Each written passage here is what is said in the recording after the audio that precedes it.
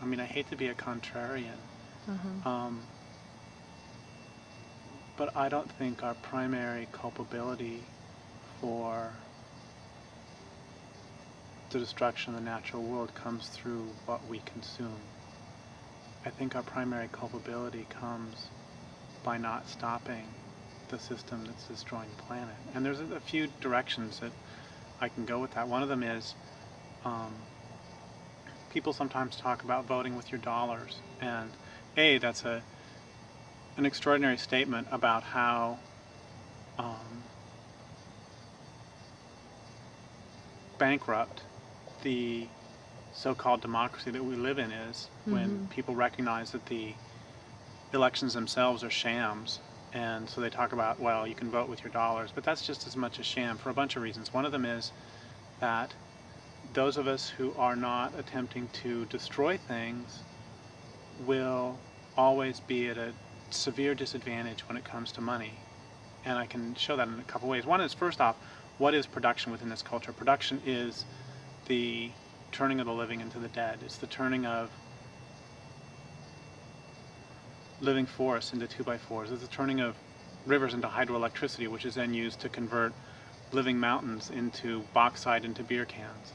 And that's what production is. And that process, back to um, those of us who would wish to spend with our dollars being a disadvantage. What happens if I make lots of money, and how do I accumulate a lot of money in a way that's not environmentally destructive? Because if I actually go out and build something, within this culture, I'm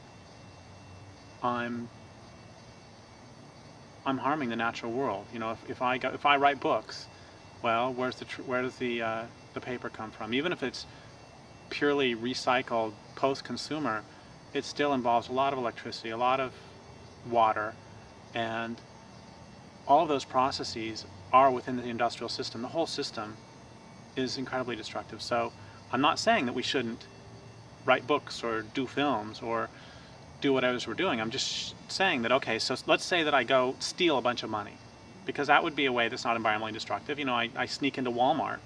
It's great. You know, it's always great to take money from Walmart. I sneak into Walmart in the middle of the night. Oh God, I can't break a window because then that might be considered violent by some people. But uh, I go in, I somehow nab some money from Walmart, or I make a lot of money playing poker online, because I guess that's not environmentally destructive, except you got to have a computer. Um, anyway, so let's say I get $1 million, and I buy a bunch of land, and I set it aside. Well, I just basically lost my whole pile, and I've got to go back to Walmart and take a bunch more money in order to get another $1 million to protect more land. But let's say instead somebody accumulates $1 million somehow, and they buy a bunch of land because they want to deforest it, and they now can cut down all the trees, and they've made $5 million, and now they can buy $5 million worth of land, and then they can do it again and again and again. The point is, if you're attempting to use money in a good direction, um, it ends up being a whole. I'm not saying we shouldn't. I'm just saying that we will always be at a disadvantage that way. That's one reason we can't vote with our dollars. Another reason is I was doing the math a couple years ago. I actually fly a lot because I do a lot of talks, and so somebody could say, well, you know, you're responsible for United Airlines staying in business, which is a question in any case. United Airlines staying in business is a question. And so I actually did the math and figured out how much I spent. Remember, once again, I fly quite a bit, and compare that to their total revenues. And my total input was like, I don't remember what it was like 1/9 billionth. Um, so yeah, I'm responsible for 1/9 billionth of United staying in business. And that's not a that's not a lot of leverage. When I think and when I talk about stopping the destructiveness, I want to try to find ways that have the most leverage possible. I want to leverage my power, because we who are opposing empire and we who are opposing the destruction of the natural world don't, at this point, have the luxury of just using naked force.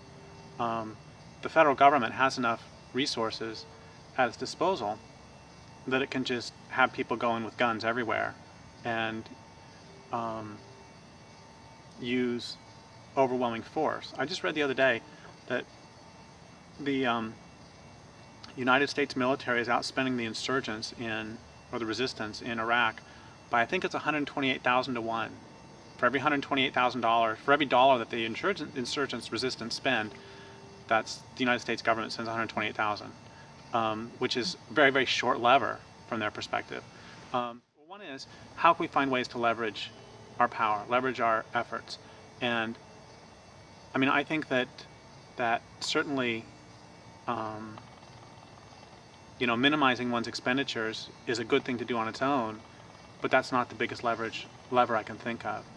And it's like Ward Churchill says, we also have to remember that social change, we also have to remember that personal change doesn't equal social change.